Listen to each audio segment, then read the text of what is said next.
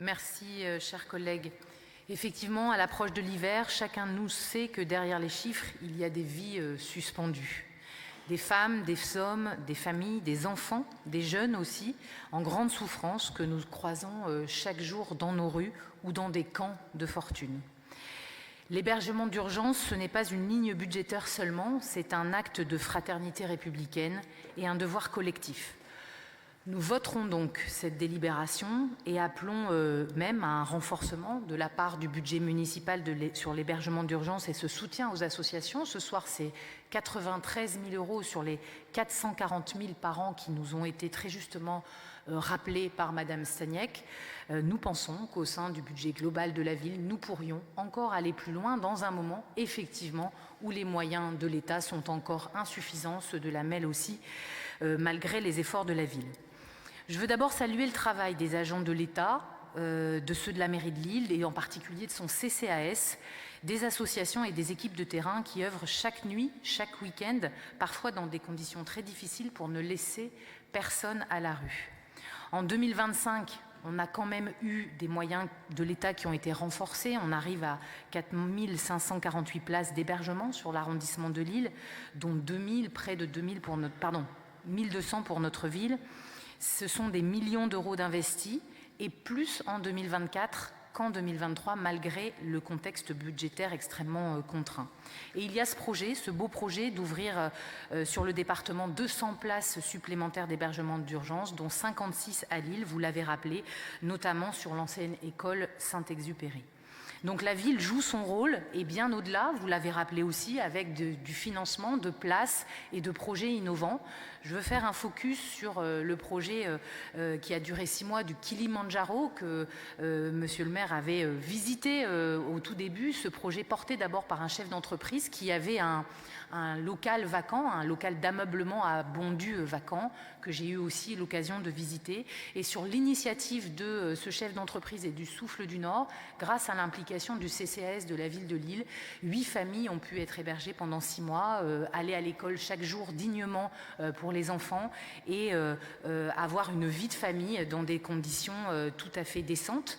Et ce qui a été intéressant dans cette expérimentation, poussée finalement par la société civile et ensuite accompagnée par les collectivités publiques, la préfecture et la ville, la ville de Bondu et la ville de Lille, c'est que tous les leviers, les contraintes administratives et juridiques d'ERP, d'établissements recevant du public, d'accompagnement des enfants à l'école, de responsabilité ont été levés pendant cette expérimentation qui montre que finalement sur un local entrepreneurial vide, on peut faire ce genre de choses sur des périodes hivernales et que la préfecture est capable aussi de surmonter un certain nombre de normes qu'on n'aurait pas pu surmonter avant. Donc je crois que ce sont, comme la réquisition de locaux vacants, comme l'évoquait Stéphane Bally, des solutions à continuer de creuser dans la durée. À Lille, le travail de proximité continue d'être au cœur à la fois de l'action de la ville et de la MEL avec ces accueils de jour qui sont financés, mais aussi les équipes mobiles soutenues par la DETS, la Beige, la Croix-Rouge et le Secours populaire. Et je veux d'ailleurs saluer le nouvel accueil de jour de la Beige qui va augmenter en nombre de places, être inauguré au mois de décembre en passant de 50 à 120 places, grâce notamment à 1 million d'euros du plan de relance de l'État, le soutien de la mairie, de la MEL et du département. C'est une belle illustration de ce que nous pouvons accomplir quand nous travaillons tous ensemble au service des plus fragiles. L'hiver arrive, on sait qu'aussi on aura des gymnases qui vont être ouverts et gérés par les associations avec des financements d'État. Et pour cet hiver, un gymnase supplémentaire sur la métropole sera également ouvert. Mais ce n'est pas suffisant. On sait que l'hébergement d'urgence, ce n'est qu'un passage et que derrière, c'est le sujet finalement de l'hébergement d'urgence dans les hébergements sociaux. C'est le respect de la part des 25% de logements sociaux réservés aux ménages prioritaires.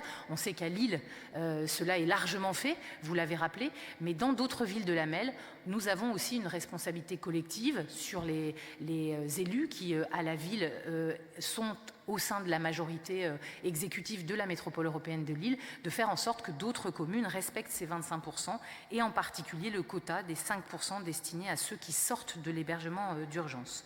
Donc Lille fait largement sa part, c'est sûr, mais Lille a aussi le pouvoir, en tant que ville cœur de la métropole européenne de Lille, d'agir sur les décisions au sein de l'AMEL.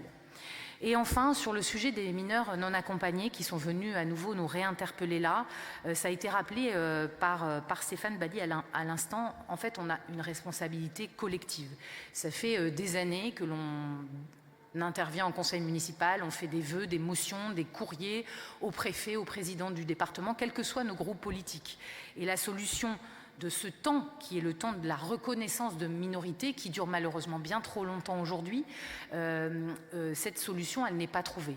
Elle a certainement des véhicules législatifs sur lesquels, avec les parlementaires de différents groupes, nous pourrions travailler ensemble, c'est-à-dire pour réduire ce délai de reconnaissance de la majorité. Et puis le deuxième point, c'est effectivement cette instance de dialogue qui nécessite que, de façon pragmatique, entre le département, l'État et la ville, on puisse se réunir, éviter ces courriers vains et faire en sorte de trouver les solutions pour chaque hiver qui arrive.